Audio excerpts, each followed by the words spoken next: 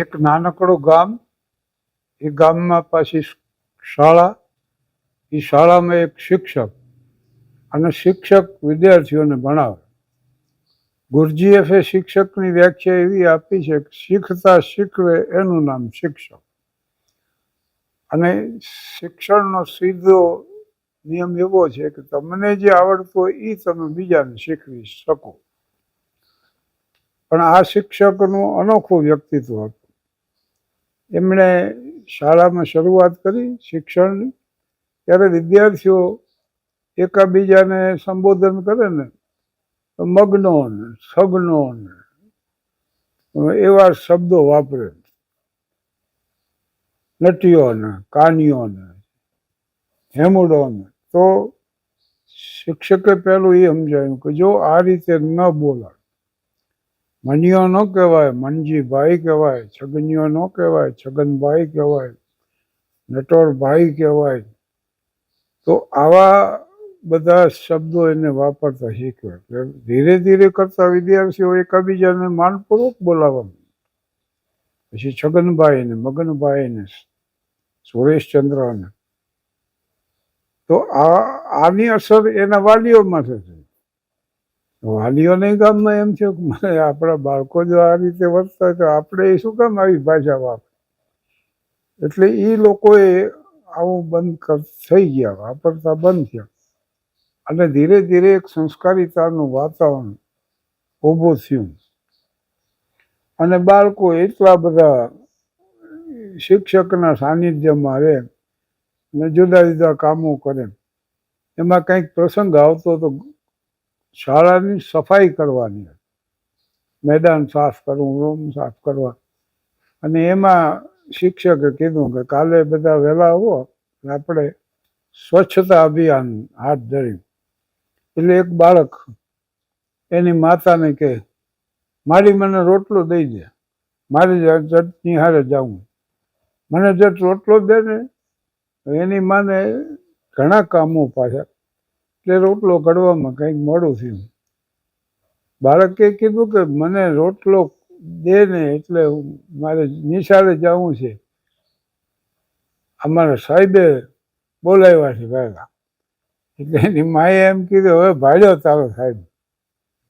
એ સાંભળ્યો ને બાળક શિરામણ કર્યા વગર વયો ગયો સીધો, અને જઈને કામે ચડી ગયો. બધા બાળકો કામ કરતા, શિક્ષક એનું સંભાળ રાખતા. અને એમાં બપોર થયા ને એની માતા આવી અને શિક્ષકને કીધું કે મારો દીકરો સવારમાં કાંઈ પણ ખાધા વગર આવતો રહ્યો એમને. એટલે શિક્ષકે બોલાવ્યા ને કે એમ મનજીભાઈ, એમને એમ તમે આવતા રહ્યા રોટલો ખાધા વગર? બાળક કે ન આવે, મારી માએ કીધું કે ભાડ્યો તારો શિક્ષક. એમ કહેતા બાળક રોવા માંડ્યું. એટલે શિક્ષક બહુ સમજદાર હતો, બધું સમજી ગયા. એ કે જો આ કોણ છે? કે મારી માડી છે, મારી માં. તમારા માડી મારા માડી, તમને ઠપકો આપી શકે? હા, તો મને આપી શકે. એમ ન, એનું મનમાં ન રખાય. ચાલો. એટલે એ બાળકને લઈ અને શિક્ષકે એને ઘરે જઈને મૂક્યો. બાળકને એની માતાએ ખવડાવ્યું. આ શિક્ષકનું નામ ત્રિભુવન વ્યાસ. અને સમગ્ર સૌરાષ્ટ્ર, સૌરાષ્ટ્ર એટલે સંતોની ભૂમિ છે, શૂરવીરોની ભૂમિ છે, દાતાઓની ભૂમિ છે, ભક્તોની ભૂમિ. અને બીજે જ્યાં સંતોના જીવનમાં ઘટના ઘટે ને, એ અહીંયા બારવટિયાના જીવનમાં ઘટે. બોલ, કાદુ મકરાણીનું બારવટું હાલે, હિણાજ ગામ એનું. અને નવાબ સાહેબે લઈ લીધેલું, એના માટે બારવટે ચડેલું. હિણાજને તોપના ગોળે ઉડાવી દે એવો હુકમ કર્યો જુનાગઢ સ્ટેટે. અને એ વખતે 6 વ્યક્તિઓ એવી હતી કે જે હિણાજમાં જ રહી. આમાં ગામનો નાશ થાય ને યારે ભલે અમારો નાશ થાય. મેઘાણીએ જે લખ્યું છે ને એમાં નામે આપ્યા છે બધા. પણ એક કણબી પરિવાર પટેલનો સમૃદ્ધ પરિવાર અને એમાં દીકરાની વહુ એ ભાત જેવા વાડીએ જાતી. એ વગડામાં થઈને વાડીએ તો જવું પડે ને. અને એ દીકરાની વહુએ પાછા ઘરેણા પહેરેલા આખા દેહમાં. એટલે ખાવું એને એટલો હાવું એ મેણું માર્યું. આ ઘરેણા પહેરીને જાશ ને તારો બાપ કાદુ લૂંટી લેશે. તો પછી આ દીકરી કે તો જાવું જ, આમ જ જાવું. અને ખરેખર એ ભાત લઈને ગઈ. વગડો આવ્યો ને બારવટિયા નીકળ્યા ચારે કોરથી. 2-3 બારવટિયા એને ઘેરી લીધી અને જે હોય એ કાઢી દે.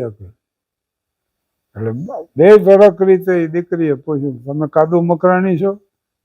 તો કે ના, કાદુ મકરાણી અમે નથી, પણ અમે એના માણસો છીએ. તો એ દીકરી કે એમ કરો, મને કાદુ મકરાણી પાસે લઈ જાઓ. એટલે એને કાદુ મકરાણી પાસે લઈ જવામાં આવે. અને એની સામે ઊભી રહી 2 ધડક સુધી. અને કાદુ મકરાણીને એ દીકરીએ એમ કીધું કે મારી સાસુએ મેણું માર્યું છે કે તારો બાપ કાદુ લૂંટી લેશે, આવા ઘરેણા પહેરીને ન જા વાળી. વાત આ રીતે બની. એટલે હું છે ને એક ખાતરી કરાવવા આવી છું. મારે ખાતરી કરવી છે કે બાપ દીકરીને લૂંટે કે ન લૂંટે. અને કાદુ મકરાણીએ સાંભળ્યું. આમ બારવટી હતો પણ ડળક આંખમાંથી આવડા નીકળી ગયા. અને એને કીધું કે દીકરી, હું તો ગરીબ છું, મારી પાસે કાંઈ છે નહીં, પણ એક વીંટી છે એ હું તને આપું. પણ તું તારી હાવને, તું તારી સાસુને જઈને એટલું કહેજે કે બાપ દીકરીને ન લૂંટે. આવી ઘટના અહીં પાર્વતીયાના જીવનમાં બની છે. તો આ ભૂમિકા છે. અને આ ભૂમિની જે વિશેષતા છે એને કાવ્યમાં જો વર્ણવી હોય, ઉત્તમમાં ઉત્તમ રીતે વર્ણવી હોય, તો એ ત્રિભુવન વ્યાસે વર્ણવી. અને એમાંય સૌરાષ્ટ્રની ભૂમિ. પ્રૌઢ સિંધુ પરે ઝૂકતી પશ્ચિમે મધ્યમાં એશિયાની અટારી. હિન્દ દેવી તણી કમર પર ચમકતી ધડકસી તીક્ષ્ણ જાણે કટારી. પહાડ ઉન્નત મુખે કીર્તિ ઉચ્ચારતા ગર્જતા જલનિધિ ગાન સરણી. એવી ભારતી ભૌમની વંદુ તનયાવડી. ધન્ય હો ધન્ય સૌરાષ્ટ્ર ધરણી. તો પ્રૌઢ સિંધુ પરે ઝૂકતી પશ્ચિમે અને મધ્યમાં એશિયાની અટારી. આ એશિયાની અટારી જેવો વેશ આપણો, એમાંય સૌરાષ્ટ્ર. એને કેવી સુંદર ઉપમા આપી છે કે હિન્દ દેવી તણી કમર પર ચમકતી ધડકસી તીક્ષ્ણ જાણે કટારી. ભારત માતાની કમર ઉપર કટારી ચમકતી એવો પાછો સૌરાષ્ટ્રનો પ્રદેશ. નાનાલાલે જે વર્ણન કર્યું છે ગુજરાતનું, એમાં એને આમ વિશ્વ સંસ્કૃતિને અંજલિ આપતા ખોબા જેવો આ પ્રદેશ, એને અંજલિના રૂપમાં છે. પણ આ કટારી ધડકસી તીક્ષ્ણ જાણે કટારી. પહાડ ઉન્નત મુખે કીર્તિ ઉચ્ચારતા ગર્જતા જલનિધિ ગાન સરણી. એવી ભારતી ભૌમની વંદુ તનયા વડી. એટલે મોટી દીકરી, તનયા એટલે દીકરી. ભારતી ભૌમની વંદુ તનયા વડી. ધન્ય હો ધન્ય સૌરાષ્ટ્ર ધરણી. તો આવું વર્ણન લોકો માટેનું. તો કાઠી ખસ્યા વસ્યા સુર રજપૂત જ્યાં મેર આહિર ગોહિલ વંકા. ખડકના ખેલની રંગભૂમિ મહી જંગના વાગતા નિત્ય ડંકા. સિંધોડો સૂર જ્યાં ભેડુને ભરકડે. ધડુકતા ઢોલ ત્રાંબાળો ધરણી. એવી ભારતી ભૌમની વંદુ તનયાવડી. ધન્ય હો ધન્ય સૌરાષ્ટ્ર ધરણી. ભક્તો માટે જોઈને, મહાપુરુષો માટે જોઈ તો ભક્ત નરસિંહ જ્યાં નાચ્યો નેહમાં. સંપદા પામ્યો જ્યાં સુદામો. વીર ગાંધી દયાનંદ જ્યાં નિપજ્યા. સતી અને સંતનો જ્યાં વિસામો. સ્વામિનારાયણે ધર્મ સંસ્થાપીને શીખવી ભક્તિની શકામ કરણી, એવી ભારતી ભૌમની બંધુ તમે આવડી, ધન્ય હો ધન્ય સૌરાષ્ટ્ર ધરણી. તો દ્વારકા કનકની દુર્ગ પૂરી જ્યાં કૃષ્ણને યાદ કર્યા છે, ત્રિભુવન યાદ. દ્વારિકા કનકની દુર્ગ પૂરી જ્યાં કૃષ્ણની કીર્તિ દીપ્તિ પ્રકાશે, યાદવી યુદ્ધના સ્મરણ પ્રાચીન જ્યાં સંઘરિયા સિંધુ તટમાં પ્રભાસે. ગામ ગામે ઉભા સ્તંભ પોકારતા, સૂરના ગુણની ગાંઠ વર્ણી, એવી ભારતી ભૌમની વંદુ તન્યા વળી, ધન્ય હો ધન્ય સૌરાષ્ટ્ર ધરણી.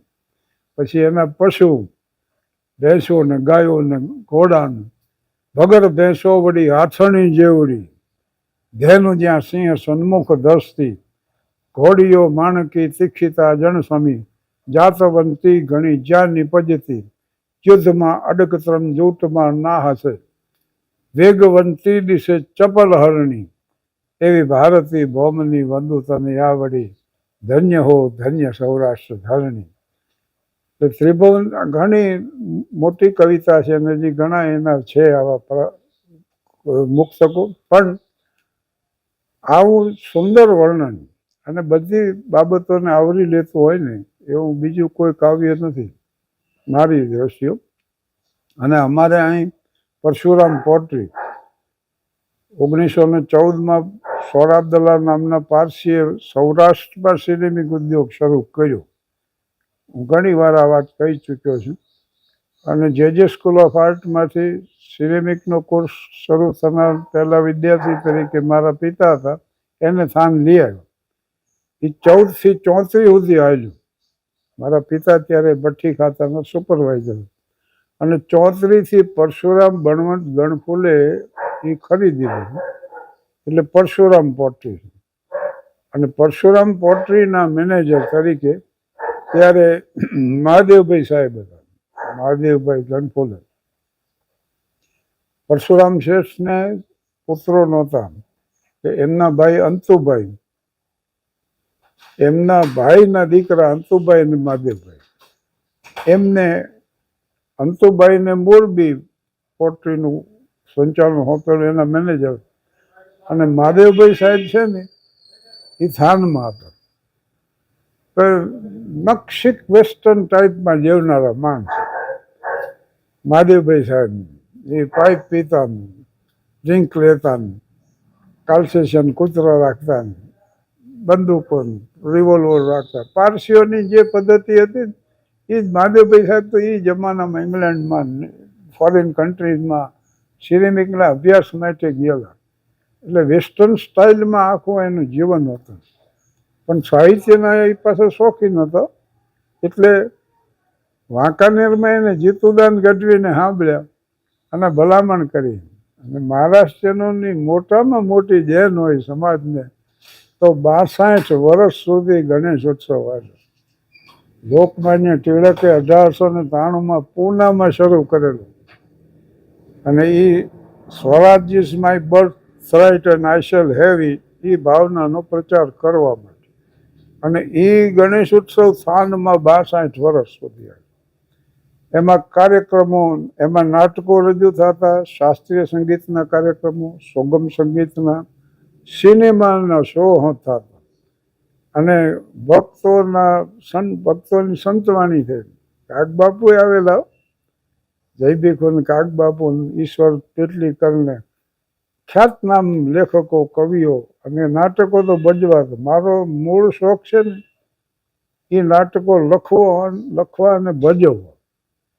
અને એના માટે 5 નાટકો મેં લખ્યા અને થાન, વાંકાનેર, મોરબી ગણેશ ઉત્સવમાં ભજવા. પણ ક્યારેક સમય મળે તો સૈનિક નાટકની હું વાત કરીશ, કારણ કે મોટી બાબત છે, એ વિસ્તારપૂર્વક કીધા જેવી. પણ આ સંસ્કારની સરિતા જે વહી 22 વર્ષ સુધી, એ થાનગઢને અણમોલ ભેટ હતી. અને મહાદેવભાઈ સાહેબ આવા સાહિત્યકારો હોય ને એને થાન લઈ આવ. અત્યારે તો મેદાન થઈ ગયું છે. અહીંયા બંગલો હતો મહાદેવભાઈ સાહેબનો, સામે એક બગીચો હતો. બગીચામાં મગરનું એક પ્રતિમા હતી, સ્ટેચ્યુ હતું. મગરને મારીને એના ઉપરથી બનાવેલું આ બે ખૂબ મગર લાગે એવું બનાવેલું એની બનાવેલું પ્રતિકૃતિ એનું. તો મહાદેવભાઈ સાહેબ એકવાર ત્રિભુવન વ્યાસને અને મેરુબા ગઢવી એટલે પિંગલસિંહ બાપુ જામનગર મારો એ જીવા ત્યાં સુધી ઉતારો જ હતો. તો પિંગલસિંહ બાપુ નવરાત્રિ મહોત્સવમાં અહીં પહેલે દિવસથી આવી જતા 9 દિવસ સુધી.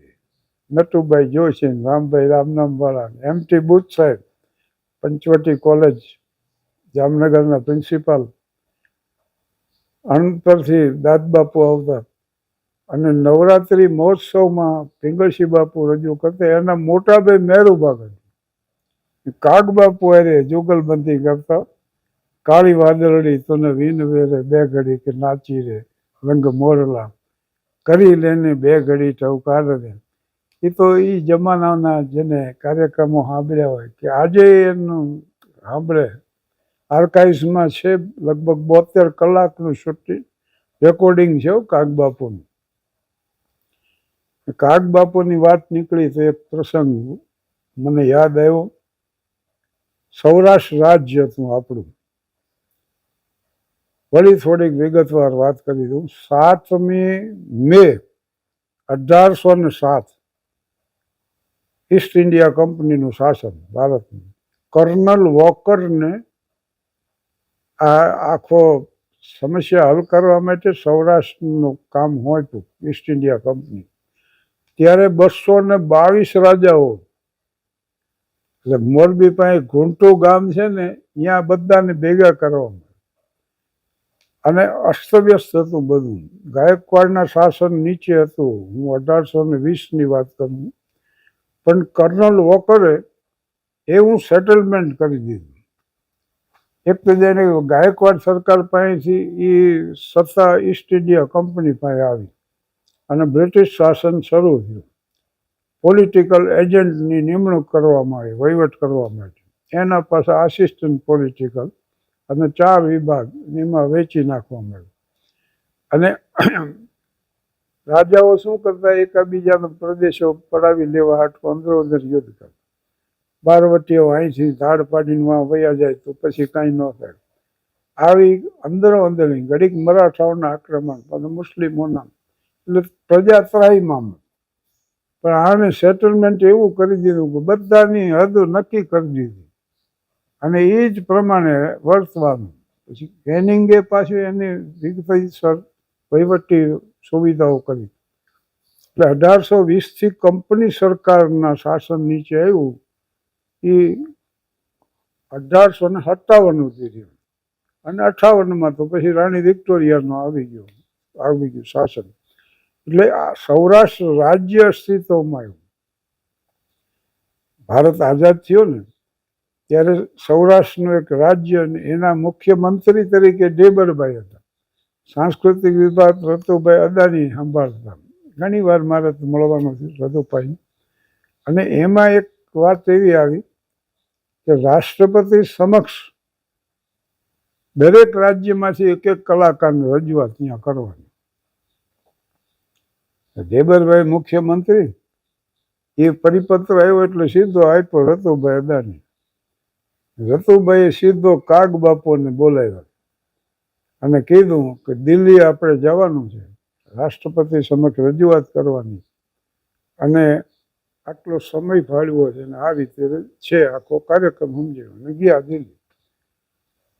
એ આમ નામ તો પાછળ હતું પણ રતુભાઈ હવે ગમે એ કર્યું નામ આગળ આવ્યું અને કાંઈક 14 મિનિટ ફાળવી હતી એના બદલે 45 મિનિટ સુધી બોલ્યા. પણ મુગ્ધ થઈ ગયો ઓડિયન્સ આખો.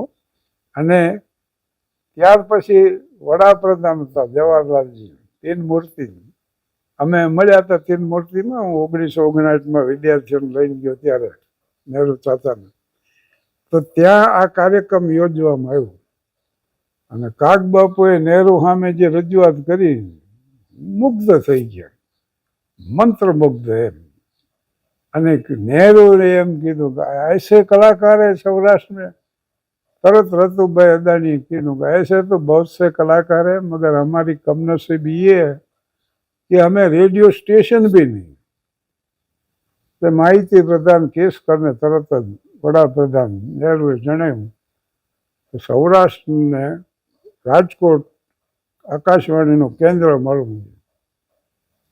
આ આકાશવાણી નામ રેડિયો સ્ટેશનને પાછું રવિન્દ્રનાથ ટાગોર આપ્યું ને, એટલે ત્યારે કેસકરે અહીં સર્વે કરવા ટીમ મોકલી, બધું નક્કી થયું.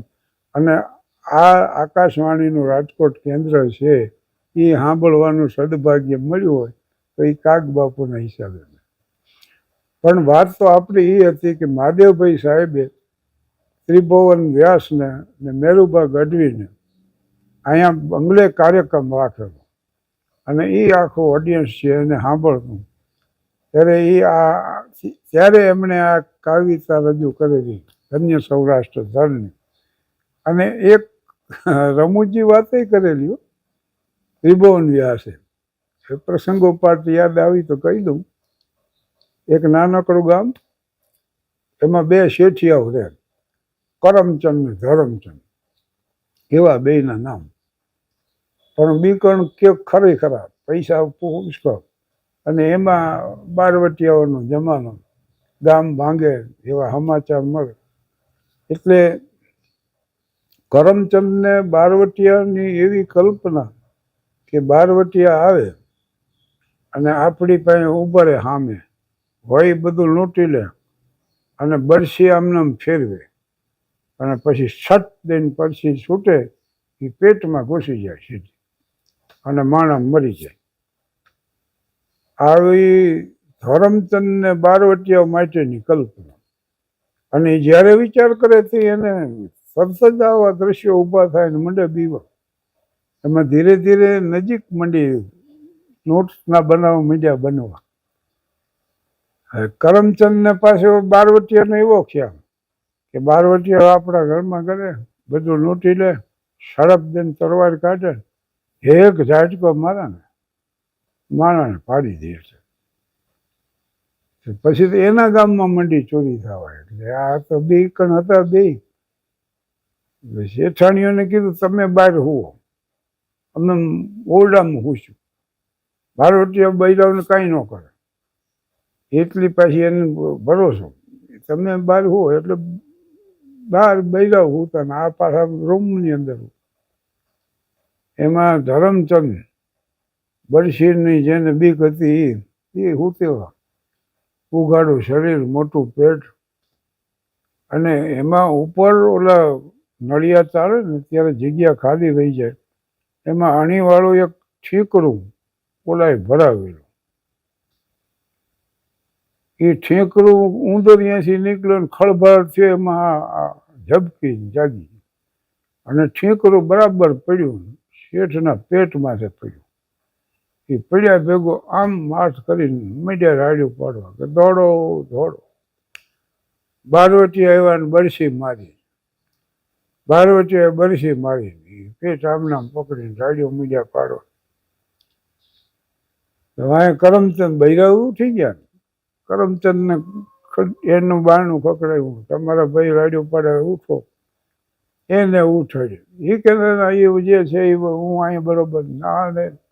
એને ઉઠાડીને આમ લઈ જતા એમાં ફળિયામાંથી નીકળ્યા ને ભેંસ પોદળો કરેલો ને એમાં પાછું મૂતલ ને એ બધું રાબા થાળું ભેગું થયું, પૂંછડું એમાં અટવાયેલું. અને આ નીકળ્યા ને એક પૂંછડું વળગાયું, એમાં કરમચંદને આવ્યું બરડામાં, એ અહીંયા પડી ગયું. એને રાડ્યું શરૂ કરી કે દોડો દોડો. બારવટી આવ્યા ને ઝાટકો માર્યો. ગામ ભેગું થઈ ગયું. બધા માણસો ખડકી ખોલીને અંદર શું થયું છે, શું થયું? ઓલો પડ્યો ઝાટકો માર્યો, ઓલો કે બરસી મારી. ઓલો કમાડ ખોલીને ધરમચંદને કીધું ક્યાં શેઠ માર્યો? હા અહીંયા માર્યો. જોવા દો કે ના હું મરી જાઉં. માને ઝટ દઈને હાથ લઈ લીધા હતા તો ઠીકરું હેઠું પડ્યું. એટલે કાંઈ નથી થયું. તો ઓલાની ગાડીઓ સાંભળાની ત્યાં ગયા, ઝાટકો માર્યો. શેઠ ક્યાં ઝાટકો માર્યો? તો વાંહે સાણ ભરેલો વાહો. ઓલા કે કાંઈ થયો નથી, અને દેકારો કરીને ગામ આખું ભેગું કર્યું. આવી એક રમૂજી વાર્તાએ ત્રિભુવન વ્યાસે કરેલી. અને આ શાળાની વાત જે છે ને, બાલસ્વામી મેમનગર સ્વામિનારાયણ ગુરુકુળ મેમનગર અને ચારોડી, મારો તો 45 વર્ષથી ઉતારો છે. એકવાર બાલસ્વામી આ વાત મને કીધી. અમે બેઠેલા, સત્સંગ ચાલતો હતો. પછી મેં આ રજૂઆત કરી હતી, ટીવીમાં રજૂઆત કરી હોય કે કેસેટમાં, પણ એ મારી રજૂઆત સાંભળીને ત્રિભુવન વ્યાસના પરિવારે મને પત્ર લખ્યો હતો ને એક પુસ્તક ભેટ મોકલ્યું હતું. એટલે આ સંસ્મરણ અચાનક યાદ આવી ગયું, એટલે આપની સમક્ષ રજૂ કરી દીધું. આભાર, ધન્યવાદ.